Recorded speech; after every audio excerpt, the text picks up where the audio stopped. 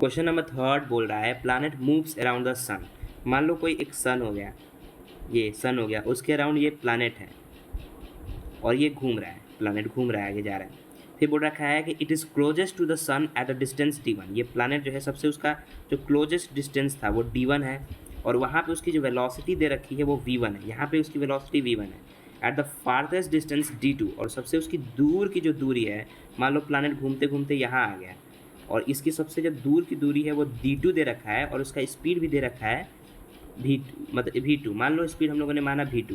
तो वही बताना है कि सबसे दूर की डिस्टेंस जो d2 दे रखा है वहाँ पे इस प्लैनेट का स्पीड क्या होगा।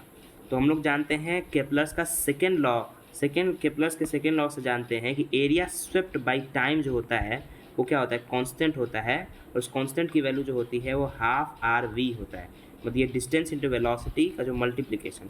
तो यहाँ से हम लोग बोल सकते हैं कि जो केप्लर्स के सेकेंड लॉ के अकॉर्डिंग जो डिस्टेंस इंटू में वेलोसिटी का जो प्रोडक्ट होता है वो हमेशा क्या होता है, कांस्टेंट होता है। हाफ को इधर ले लिए तो इस वजह से कांस्टेंट होता है।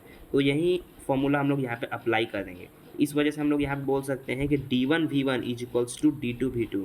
इस वजह से जो स्पीड होगा वो क्या हो जाएगा, d1 v1 बाई d2। इस वजह से जो आंसर चला जाएगा वो C चला जाएगा। That will be your answer.